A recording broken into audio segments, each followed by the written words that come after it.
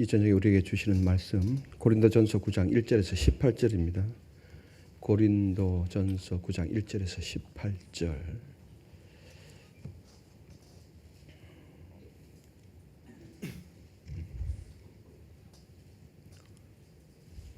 교독하시겠습니다. 내가 자유인이 아니냐, 사도가 아니냐, 예수 우리 주를 보지 못하였느냐, 주 안에서 행한 나의 일이 너희가 아니냐. 다른 사람들에게는 내가 사도가 아닐지라도 너희에게는 사도이니 나의 사도됨을 주 안에서 인친 것이 너희라. 나를 비판하는 자들에게 변명할 것이 이것이니 우리가 먹고 마실 권리가 없겠느냐.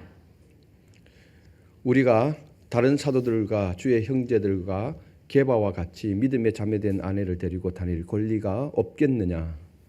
어찌 나와 바나바만 일하지 아니할 권리가 없겠느냐. 누가 자기 비용으로 금 봉분을 하겠느냐. 누가 포도를 심고 그 열매를 먹지 않겠느냐. 누가 양떼를 기르고 그 양떼의 젖을 먹지 않겠느냐. 내가 사람의 예대로 이것을 말하느냐. 율법도 이것을 말하지 아니하느냐. 모세의 율법에 곡식을 밟아 떠는 소에게 망을 씌우지 말라 기록하였으니 하나님께서 어찌 소들을 위하여 염려하심이냐. 오로지 우리를 위하여 말씀하심이 아니냐. 과연 우리를 위하여 기록된 것이니 밭 가는 자는 소망을 가지고 갈며 곡식 떠는 자는 함께 얻을 소망을 가지고 떠는 것이라. 우리가 너희에게 신뢰한 것을 뿌렸은즉 너희의 육적인 것을 거두기로 과하다 하겠느냐. 다른 이들도 너희에게 이런 권리를 가졌거든 하물며 우리일까 보나. 그러나 우리가 이 권리를 쓰지 아니하고 범사에 참는 것은 그리스도의 복음에 아무 장애가 없게 하려 함이로다. 성전의 일을 하는 이들은 성전에서 나는 것을 먹으며 제단에서 섬기는 이들은 제단과 함께 나누는 것을 너희가 알지 못하느냐. 이와 같이 주께서도 복음 전하는 자들이 복음으로 말미암아 살리라 명하셨느니라. 그러나 내가 이것을 하나도 쓰지 아니하였고 또 이 말을 쓰는 것은 내게 이같이 하여 달라는 것이 아니라 내가 차라리 죽을지언정 누구든지 내 자랑하는 것을 헛된 대로 돌리지 못하게 하리라. 내가 복음을 전할지라도 자랑할 것이 없음은 내가 부득불할 일임이라. 만일 복음을 전하지 아니하면 내게 화가 있을 것이로다. 내가 내 자의로 이것을 행하면 상을 얻으려니와 내가 자의로 아니한다 할지라도 나는 사명을 받았노라. 그런즉 내 상이 무엇이냐. 내가 복음을 전할 때 값없이 전하고 복음으로 말미암아 내게 있는 권리를 다 쓰지 아니하는 이것이로다. 아멘. 주일 저녁 찬양 예배에 나오신 판교 성전과 또 삶의 자리에서 영상으로 참석하고 계신 성도님들을 환영하고 축복합니다. 오늘 아침 저녁으로 하나님을 예배하고 교회를 섬기신 여러분에게 하나님의 참 사랑하심이 있기를 소망합니다. 우리 앞뒤 좌우 보배 인사 한번 하십시다. 보배이십니다.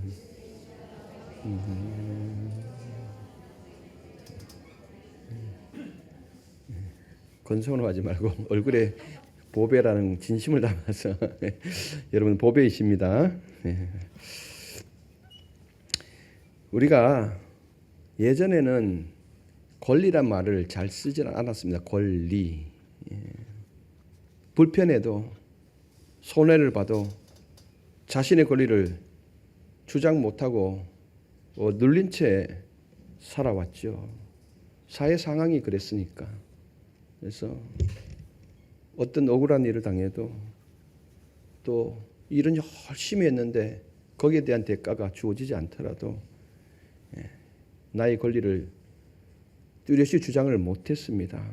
그런데 이제 민주사회가 되어지고 다문화 다 변화되는 사회 속에서 여기저기서 이제 권리를 주장하지 않습니까? 행복 추구권, 자기 결정권,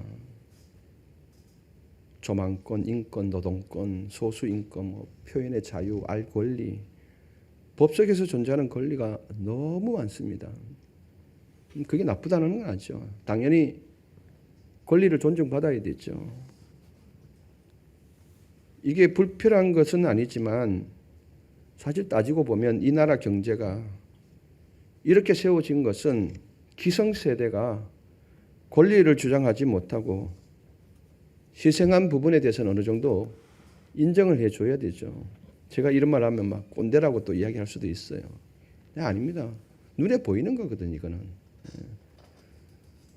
정말로 권리를 많이 주장 못하고 참고 살아온 세대들 아닙니까? 그래서 경제가 세워졌죠. 노동착취도 많이 당했죠. 그 시간에 합당하게 권리를 주장받지 못했으니까 그것만은 인정을 해줘야 되거든요. 오늘 이 권리에 대한 내용입니다. 우리가 살아가면서 많은 권리를 가지죠. 일한 만큼 보상받을 권리도 있고요. 정당하게 대우받을 권리도 있고 또 평등하게 교육받을 권리도 있고 이 권리가 있습니다. 오늘 사도 바울은 이 편지를 통해서 자신의 권리를 조목조목 설명합니다. 하지만 그가 그 권리를 어떻게 다루는지에 대해서 우리는 주목해야 합니다. 바울은 복음 때문에 자신의 권리를 내려놓습니다. 그것이 오늘 우리가 함께 나눌 본문의 중심 메시지입니다. 바울은 참된 사도였지만 그의 사도권이 늘 위협받았습니다. 어떻게 보면은 사도 바울에게서는 이게 컴플렉스로 작용할 수도 있었지만은 사도 바울은 시종일관 이 사도권에 대해서 위협을 받았지만 특히 고린도 교회나 갈라디아 교회를 통해서 네가 뭐 사도냐 이런 식으로 나왔거든요. 오늘 1절에도 그렇게 이야기를 하잖아요. 내가 자유인이 아니냐 사도가 아니냐 예수 우리 주를 보지 못하였느냐 주 안에서 행한 나의 일이 너희가 아니냐. 그 당시 이 사도의 조건은 부활하신 주님을 만났느냐 아니면 예수님이 살아 계실 때 그 예수님과 함께 동고동락을 했느냐 여기에 대해서 이제 사도의 요건을 따졌거든요. 그런데 사도 바울은 12사도와 다른 방식으로 부르심을 받았거든요. 그래서 사도 바울이 이야기를 하기를 그럼 좋다. 부활하신 예수님을 만난 것을 사도의 조건을 하면은 나도 부활하신 예수를 분명히 보았다. 예수 우리 주를 보지 못하였느냐 이렇게 지금 이야기를 합니다. 그리고 그 주님으로부터 부활하신 주님을 만났고 그 주님으로부터 이방인을 위한 사도로 세움을 받았다라고 사도 바울은 주장하고 있죠. 고린도 교회 안에는 바울의 사도권을 문제 삼아서 마음으로 존중하지 않은 사람들이 있었습니다. 저 사람이 진짜 사도 맞아?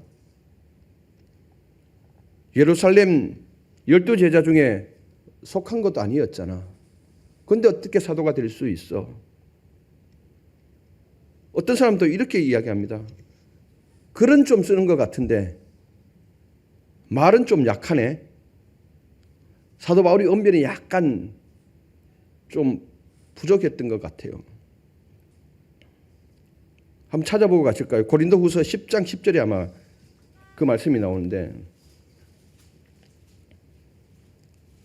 고린도후서 10장 10절 여기 보니까 그들의 말이 그의 편지들은 무게가 있고 힘이 있으나 그가 몸으로 대할 때는 약하고 그 말도 시원하지 않다니. 고린도 교회 아닙니까? 편지로 쓰는 글을 보면은 힘이 있고 강력한데 근데 직접 뒤에서 말을 들어보면은 말이 편지의 글만큼 세지 않다라는 거예요. 그렇게 지금 이야기하는 투죠. 이런 식으로 이렇게 말을 하는 거예요. 사도 바울의 사도권에 대해서. 그러나 사도 바울은 한순간도 자신이 사도가 아니라는 생각을 하지 않았습니다. 본인 스스로도 사도권에 대해서 의심하지 않았습니다. 주변에는 그렇다 할지라도 여기서도 내가 사도가 아니냐 분명하게 밝히고 있습니다. 내가 사도라는 증거가 바로 너희 교회 자체가 아니냐. 2절에 그렇게 이야기를 하죠. 즉 너희 고린도 교회가 내가 사도직의 열매임을 명확히 드러나고 있다. 이 교회가 존재하는 것 자체가 고린도 교회가 존재하는 자체가 사도라는 내가 사도라는 증거다. 2절에 이야기하죠. 다른 사람들에게는 내가 사도가 아닐지라도 너희에게는 사도이니 나의 사도됨을 주 안에서 인친 것이 너희라. 고린도 교회가 바로 내가 사도라는 것에 인칭거는 도장 아닙니까? 도장이라는 거예요. 확증이라는 거예요. 확증. 다른 사람들은 그렇게 말한다 해도 너희들이 그렇게 말하면 안 되는 것 아닌가? 너희에게는 사도이니 너희 고린도 교회가 세워진 것이 바로 내가 사도라는 보증이다 라고 강력하게 주장하고 있죠. 이 말은 내가 사도로서 마땅히 누릴 권리가 있다라는 것입니다. 이제 이걸 지금 이야기하기 위해서 지금 사도권에 대해서 강력하게 이야기를 하고 있죠. 4절부터 6절까지 보면 바울이 가진 권리를 구체적으로 지금 말하고 있죠. 4절에 우리가 먹고 마실 권리가 없겠느냐. 5절에 우리가 다른 사도들과 주의 형제들과 게바와 같이 믿음에 자매된 아내를 데리고 다닐 권리가 없겠느냐. 6절에 어찌 나와 바나바만 일하지 아니할 권리가 없겠느냐. 다 있다는 것 아닙니까? 먹고 마실 권리, 사도로서 당연히 생활비를 받을 이 권리가 있다는 거예요. 그리고 베드로는 아내를 같이 데리고 다녔는 거죠. 여기 이제 이야기가 나온 거잖아요. 베드로는 아내와 함께 부부와 협력 선교를 했던 것이죠. 그러면서 베드로와 같이 아내와 함께 다니며 지원받을 권리도 나에게는 있다. 6절에 어찌 나와 바나바만 일하지 아니할 권리가 없겠는가. 이 말은 다른 사람들은 교회의 지원을 받고 전적으로 사역에 전무하는데 나는 늘 손수 텐트를 만들어서 그걸 팔아서 자비량으로 해야만 하는가. 지금 이야기를 하는 거예요. 바울은 사도로서 이런 권리를 쓸 자격이 있다는 것입니다. 나도 충분히 있다. 사도 바울은 하나님의 일을 전적으로 하는 자가 교회로부터 그 권리를 받는 것은 정당하다라고 말하고 있습니다. 그러면서 7절에서 세 가지 비유를 들죠. 세 가지 비유를 드는데 7절에 같이 한번 읽어보실까요? 누가 자기 비용으로 군복무를 하겠느냐? 누가 포도를 심고 그 열매를 먹지 않겠느냐? 누가 양떼를 기르고 그 양떼의 젖을 먹지 않겠느냐? 아멘. 도대체 누가 자기 비용을 들여서 군복무를 하겠는가? 여러분, 우리 지금 자녀들을 보내면서 먹을 것, 밥값 얼마 먹이고 하루 계산해서 10,000원씩 해갖고 30,000원. 그래서 1년 8개월 계산해갖고 돈 내고 그 다음에 군복값 내고 군화값 내고 그렇게 군복무하라 그러면 여러분들 자녀 보내겠습니까? 안 보내죠. 공산주의가 아닌 사회에서는 안 보내죠. 요즘엔 돈을 주잖아요. 많이도 주더라고요. 요즘에는 100만 원 이상 주도 상병이 되면 100만 원을 받더라고요. 야, 제가 군복무할 때는 만 얼마 받았는가? 만 얼마를 받았는데. 그리고 그 중에서도 담배 계산해 몇 불을 피우지도 않는 담배를 주더라고요. 그러면 그 월급 나올 때 되면 담배까지 해서 주잖아요. 그러면 저 뒤에 줄을 서는 사람이 있어요. 제가 담배 안 피우는 거 아니까. 그렇게 받았는데 요즘에는 엄청 많이 주더라고요. 누가 자기 비용으로 군복무를 하겠느냐. 이거 상식 아니에요. 그리고 누가 포도를 심고 그 열매를 먹지 않아. 자기가 포도나무를 잘 일궈서 열매 따들 때 되면은 당연히 자기 열매를 먹는 건 당연한 거 아닙니까? 양떼를 치고 그 양떼의 젖을 먹지 않겠느냐. 당연한 것 아니에요. 상식이라는 거예요. 상식적으로 봐도 일한 자가 그 수고의 대가를 얻는 것이 너무나도 당연하다는 거죠. 이건 상식일 뿐만 아니라 하나님의 말씀도 그렇다는 거예요. 지금 앞에 이야기한 것은 군복무에 대한 거, 포도를 심고 열매를 따먹는 거, 양을 치면서 양의 젖을 먹는 거, 이거는 일반 상식적인 일이라는 거예요. 보편적인 사회에서 당연히 이렇게 보상받을 권리가 있다는 걸 이야기하죠. 근데 하나님의 말씀에서도 율법에서도 이걸 그대로 인정하고 있다는 거죠. 8절에 보니까 내가 사람의 예대로 이것을 말하느냐. 율법도 이것을 말하지 않느냐. 앞에는 상식적으로 이야기했지만은 율법도 이렇게 이야기를 하고 있다. 그러면서 이제 9절 이야기하잖아요. 9절 한번 읽어보실까요? 곡식을 밟아 떠는 소에게 망을 씌우지 말라 기록하였으니 하나님께서 어찌 소들을 위하여 염려하심이냐. 아멘.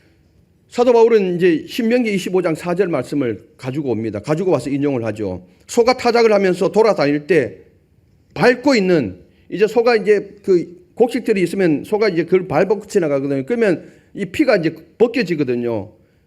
곡식의 나라를 그럴 때 곡식의 나라를 조금 먹는다고 해서 먹지 못하게 이 소의 입에 망을 씌우지 말라는 거예요. 이건 잔인한 일이라는 거예요.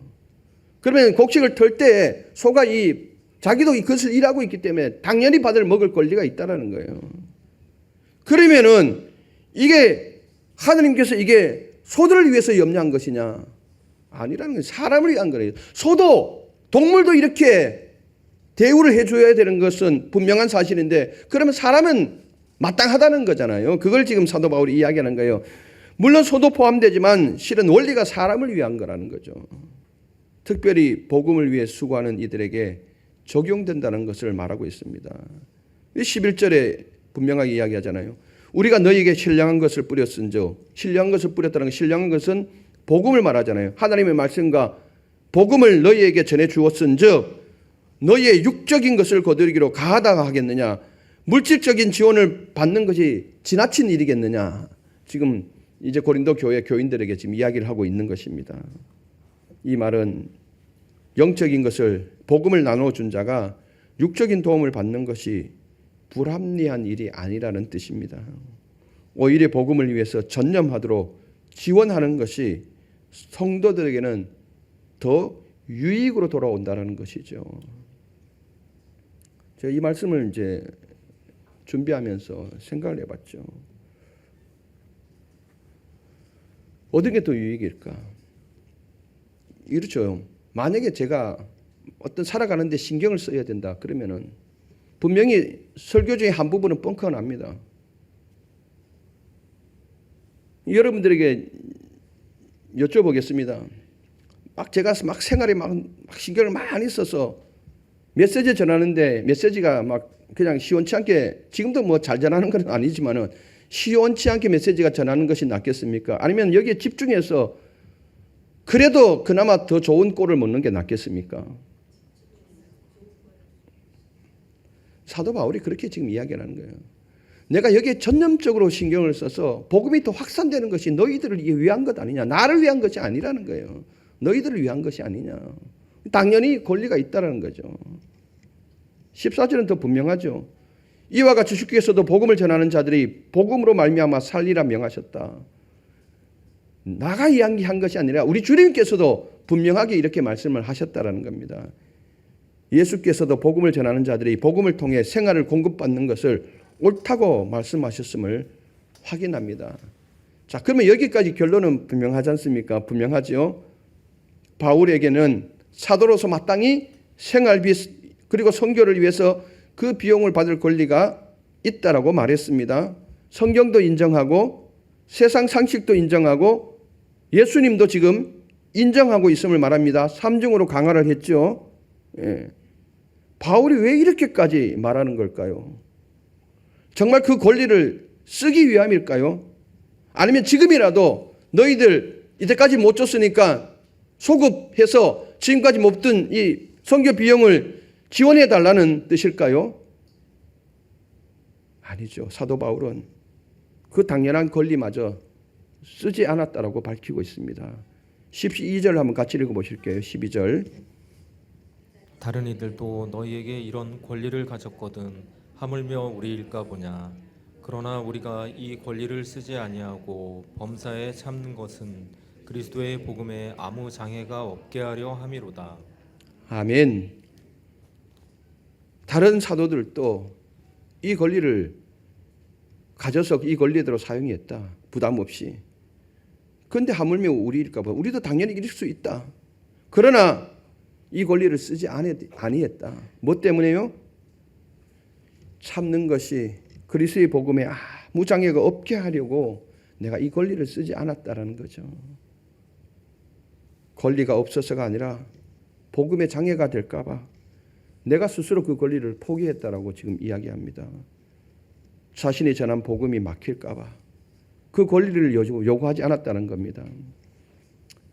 고린도라는 도시의 사회적 문화적 배경을 보면은 그 저변에 스폰서 문화가 깔려져 있습니다. 후원 문화가 그냥 평범하게 지금 일상적으로 깔려 있는 거죠. 스폰서 지원해 주는 문화가.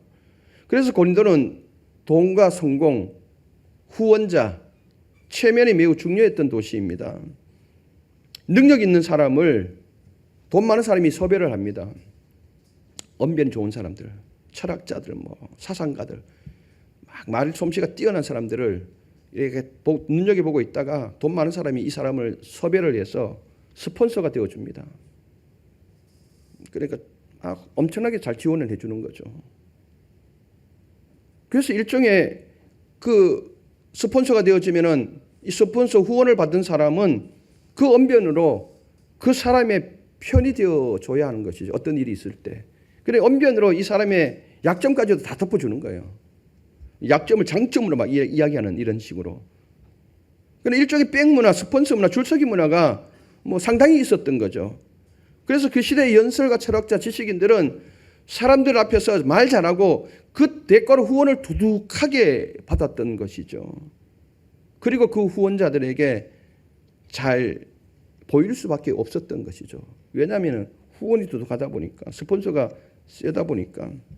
이런 문화 속에서 바울이 교회에서 사례를 받기 시작한다면 사람들이 이렇게 생각할 수도 있었겠죠. 바울도 별반 다르지 않네. 다른 철학자들처럼 연설하고 후원을 받네. 그들과 똑같네. 별반 다를 바 없네. 이제 이렇게 나올까 봐. 복음을 명목 삼아서 저거 돈 벌려고 하는 거 아니야? 정말 사도가 맞는 건 맞아? 이런 식으로 나오는 거죠. 저 사람은 누구의 편이지? 어떤 부자에 지금 스폰서를 받아서 저렇게 말을 하고 있는 거지? 이제 이렇게 나올까 봐. 그래서 바울은 고린도에서는 이런 문화를 알았기 때문에 텐트를 직접 제작하여서 판매 수익금으로 자비랑 선교를 했던 것입니다. 복음 전파에 대해 돈과 연결될 오해가 생기지 않도록 철저하게 경계를 한 것이죠. 대단하지 않습니까? 이것이 바울이 권리를 포기한 중요한 문화적 전략적 배경입니다. 바울도 사람이잖아요. 때로는 얼마나 힘들겠습니까? 복음 전하는 그 자체가, 메시지를 전하는 그 자체만 해도 힘든데 짬을 내어서 텐트를 집어가고 집고 저녁에 밤늦게까지 텐트를 또 만드는 일에 하고 그것도 팔아야 되잖아요. 그럼 수익금이 생기면 또 그걸 가지고 또 선교를 하고. 바울도 사람인데 생각하지 않았겠습니까? 정말 후원을 받을까 말까 고민도 하지 않았겠습니까? 그런데 이 상황을 보니까 여기서는 안 돼. 여기서는 받아서는 안 돼. 다른 교회에서는 후원을 받았거든요. 고린도 교회에서는 후원을 받지 않았던 거죠. 15절 그렇게 이야기하잖아요. 아주 강하게 표현하고 있죠. 15절에. 그러나 내가 이것을 하나도 쓰지 아니하였고, 이 권리를 하나도 쓰지 아니하였고, 이 말을 쓰는 것은 내게 이같이 하여 달라는 것이 아니라 내가 차라리 죽을지언정 누구든지 내 자랑하는 것을 헛된 대로 돌리지 못하게 하리라. 15절에 그렇게 말씀하고 있습니다. 차라리 죽을지언정, 강한 표현을 쓰고 있잖아요. 내가 이렇게 그 권리를 하나도 쓰지 않았다고 지금부터 그렇게 해달라는 것이 아니다. 없으면 차라리 죽을지언정 안 먹고 말지, 안 쓰고 말지. 나는 귀한 복음을 그저 값없이 전하는 것이 나의 자랑이라는 겁니다. 나도 값없이 받았기 때문에 그저 값없이 전하는 것이 내가 해야 할 마땅한 일, 이것이 자신의 자랑이라고 말하고 있죠. 그럼에도 16절 바울은 이렇게 이야기하죠. 16절 같이 한번 고백해 보십시다. 내가 복음을 전할지라도 자랑할 것이 없음은 내가 부득불할 일임이라. 만일 복음을 전하지 아니하면 내게 화가 있을 것이로다. 아멘. 엄청난 말을 던지고 있습니다. 바울은 복음 전하는 일이 선택이 아니라 부득불, 일이 있든 없든 상황이 좋든 좋지 않든 해야 할 일로 받아들인 것입니다. 만약에 그렇게 내가 하지 않는다면은, 이 복음을 전하지 않는다면은 뒤에 뭐라고 이야기하고 있습니까? 내게 해가 있을 것이로다. 원문을 보니까 내 인생은 끝장이다라는 거예요. 이렇게까지 이야기를 해요. 내가 복음을 전하는 일이 마땅한 일인데 만약에 내가 복음을 전하지 않는다면 내 인생은 그때부터 끝장이라는 거예요. 아무 의미가 없는 거죠. 목적이 없는 거죠. 자기가 사도로 받은 이 목적 자체가 사라지는 게 끝장이 맞는 거죠. 인생이. 그의 인생이 끝장이 맞는 것이죠. 복음에 대해서 사도 바울은 이게 하나님에 대한 의무였고 하나님의 부르심으로 이해를 했던 것입니다. 그러면서 바울은 18절에 이렇게 말하죠. 18절 같이 한번 읽어보시겠습니다. 마지막 절. 그런즉 내 사항이 무엇이냐? 내가 복음을 전할 때 값없이 전하고 복음으로 말미암아 내게 있는 권리를 다 쓰지 아니하는 이것이로다. 아멘. 내 상은 이게 내 상이다. 복음의 권리를 다 쓰지 않는 것. 이게 내 상이라는 거예요. 자신이 받아야 할 상은 자기 권리를 포기하고 복음을 거저 전하는 것임을 말하고 있습니다. 사랑하는 성도 여러분, 권리를 주장하는 세상 속에서 권리를 내려놓은 사람은 참 보기 드문 것 같습니다. 그러나 복음을 아는 사람, 십자가의 은혜를 아는 사람은 이렇게 말합니다. 나는 다른 사람으로부터 인정받지 않아도 괜찮아. 나는 나를 드릴 수 있어서 이것만으로도 충분해. 복음만 전할 수 있다면 그것만으로 나는 만족해. 이게 복음을 아는 사람이고 십자가의 은혜를 깊이 깨달은 사람의 고백입니다. 이것이 바로 복음을 위해 권리를 내려놓은 사람의 고백인 것이죠. 우리의 인생 끝에서 주님 앞에 섰을 때 우리가 자랑할 것은 내가 교회에서 어떤 능력을 인정받았느냐, 어떤 대우를 받았느냐가 아니라 주님, 제가 주님을 위해서 기꺼이 이것을 내려놓았습니다. 제 시간을 내려놓을 수 있었고요. 제 건강마저도 내려놓을 수 있었고요. 때로는 제 직장까지도 포기할 수 있었습니다. 주님, 제가 복음이 가로막히지 않게 하려고 제 자존심, 내 권리를 포기했습니다. 이 고백이 우리의 상이 되었으면 좋겠습니다. 공동체가 권리를 다 주장한다면 이 공동체가 어떻게 세워지겠습니까? 때로는 어려워도 포기할 줄 알아야 합니다. 사도 바울처럼. 그러면서 복음이 전해진 것만으로 충분하다. 내가 이 복음을 전하지 않으면 내 인생은 그야말로 막다른 인생이고 끝장인 인생이다. 사도 바울의 이 모습을 여러분 100분의 1이라도 우리가 닮아갔으면 좋겠습니다. 그래서 올해 한 해 또 잘 마무리하시고 또 내년을 또 힘있게 우리가 함께 교회를 세워나가십시다. 기도하겠습니다. 사랑과 은혜가 풍성하신 하나님 아버지, 사도 바울을 통하여 복음을 위해 권리를 내려놓는 삶이 무엇인지를 보게 하시니 감사합니다. 우리에게도 많은 권리가 있고 주장하고 싶은 마음이 있습니다. 그러나 그 권리가 복음을 가리고 교회를 어렵게 하고 형제를 실족하게 한다면 기꺼이 내려놓을 수 있는 믿음을 허락하여 주시옵소서.